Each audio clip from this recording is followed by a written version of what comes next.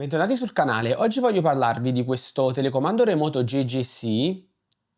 che ho da tanti anni ma che resta sempre con me anche se cambio brand.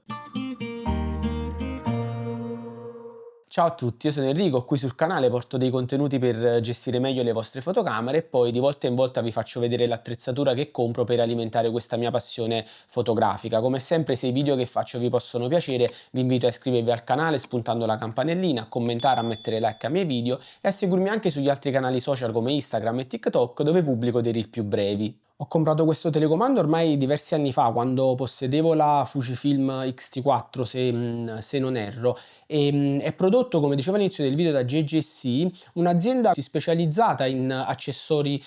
fotografici che si caratterizzano dal costo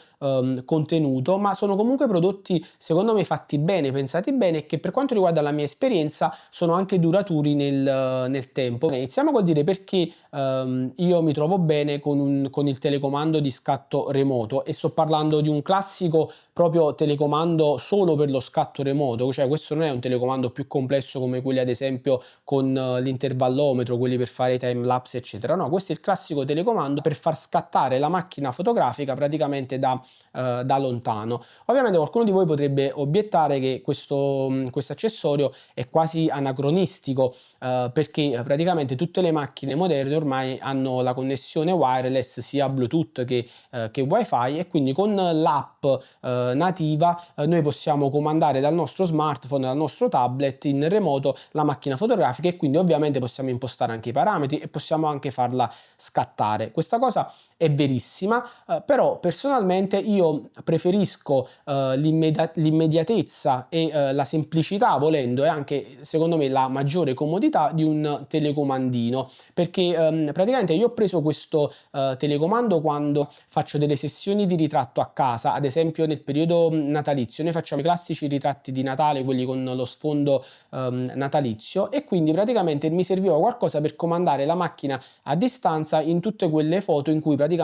ci sono anche io nell'inquadratura, e quindi per non dover attivare il classico autoscatto e poi correre praticamente per entrare nell'inquadratura. E francamente per utilizzare questa modalità non mi sono mai trovato bene con le app sullo smartphone, perché praticamente l'app sullo smartphone è difficile da utilizzare senza guardare anche se per un attimo lo smartphone, perché rischi sempre di non beccare il tasto di scatto con il dito, quindi è difficile anche ad esempio nascondere lo smartphone dietro e poi si rischia di non riuscire mai a scattare premendo il tasto sul display dello smartphone. E quindi praticamente il telecomando invece è molto più comodo da utilizzare, perché si tiene in mano, si può nascondere dove si vuole anche senza guardare, praticamente si sente sotto al dito dov'è il tasto di scatto e si può premere molto velocemente. Allora, questo accessorio è composto praticamente da un ricevitore, che è questo qui, che è quello praticamente, l'ho messo al contrario, che è quello praticamente che si collega fisicamente alla macchina fotografica tramite cavo, che in questo caso era il cavo in dotazione per la Fujifilm, e che sopra possiede già un tastino di scatto, per cui paradossalmente si può utilizzare anche come il classico telecomando con il filo. E poi c'è il telecomando che vi ho fatto già vedere, questo qui, con anche l'antennina che si alza, che possiede praticamente un selettore e il pulsante di scatto. Con il selettore si può scegliere praticamente sia una modalità di scatto singola, sia una modalità di scatto ritardato, come se fosse un autoscatto, che funziona anche se in macchina non è impostato l'autoscatto, e poi una modalità che attiva una piccola raffica, non ricordo di quanti scatti. Sia il ricevitore che il telecomando si alimentano con delle pile. Il ricevitore si alimenta con una piccola pila a litio che è di tipo CR2,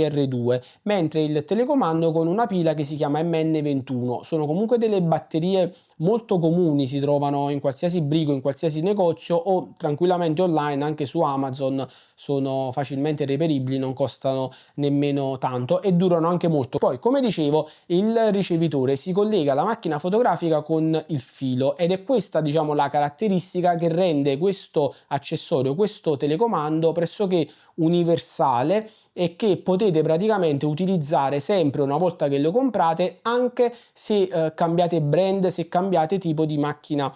fotografica, perché praticamente questi cavetti per collegarlo praticamente alla macchina fotografica sono intercambiabili, cioè praticamente una volta che cambiate macchina fotografica non è che dovete ricomprare l'intero telecomando specifico con l'attacco Sony, con l'attacco Nikon, con l'attacco Canon, eccetera. No, se già avete questo telecomando, praticamente GGC vende anche solo i cavetti e quindi praticamente cambiando macchina fotografica vi basterà cambiare soltanto il cavetto e quindi potete continuare a utilizzare il telecomando e risparmierete anche dei soldi, perché un cavetto costa mediamente tra gli 8 e i 10 euro, mentre ovviamente il telecomando costa sempre tra i 20 e i 30 euro. Io infatti nel corso degli anni, oltre al cavetto per la Fujifilm, ho comprato il cavetto per la Nikon D700, il classico vecchio cavetto Nikon per le reflex, quello praticamente a 10 pin. A proposito, sì, ho comprato la Nikon D700 perché l'ho sempre desiderata e anzi magari se volete che ci faccia qualche video me lo scrivete nei commenti. E poi ho comprato anche il cavetto, dove sta? Eccolo qua, il cavetto recentemente per Sony, per utilizzarlo proprio con la Sony A7 IV. Una volta collegato il telecomando alla macchina fotografica è semplicissimo da utilizzare, cioè basta impostare il selettore con la modalità che vogliamo e premere. Però l'unica cosa che ho notato riguarda le funzionalità video, perché praticamente ho visto che questo telecomando va a simulare soltanto la pressione del tasto di scatto, e sulla Sony A7 IV invece, anche quando siamo in modalità video, diciamo, il video si attiva soltanto con la pressione del tasto REC, il tasto rosso, e non si può impostare l'avvio della registrazione quando la macchina è in modalità video, ad esempio sul tasto di scatto, e quindi non funziona in modalità video per attivare praticamente l'inizio della ripresa video. Comunque io mi trovo molto bene con questo telecomando, è molto comodo da utilizzare. Certo, l'app per lo smartphone è comoda perché ci permette anche di impostare a distanza alcuni parametri o quasi tutti i parametri della macchina fotografica, però secondo me diciamo il telecomando offre un'immediatezza di utilizzo che l'app non dà. Quindi secondo me, cioè, io continuo a preferire assolutamente il telecomando di scatto remoto. Fatemi sapere se è un accessorio che voi utilizzate anche nonostante ci siano appunto le app, oppure se vi affidate quando dovete comandare la macchina in remoto soltanto all'app per lo smartphone. Poi, come sempre, se questo video vi è piaciuto vi invito a iscrivervi al canale, a mettere un like e ci vediamo ai prossimi contenuti.